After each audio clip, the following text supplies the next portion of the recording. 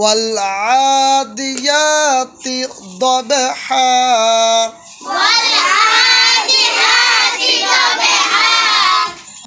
দবে এটা বার উপর কলকলা হবে। কলকলা হরফ কয়টা?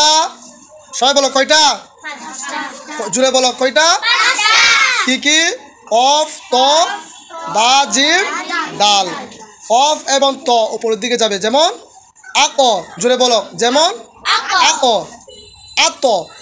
আর তিনটা হরফ নিচের দিকে যাবে, যেমন আবে, আজে, আধে। এখানে দবে কি হবে? আর দদের মাখরাজ কোন জায়গা থেকে?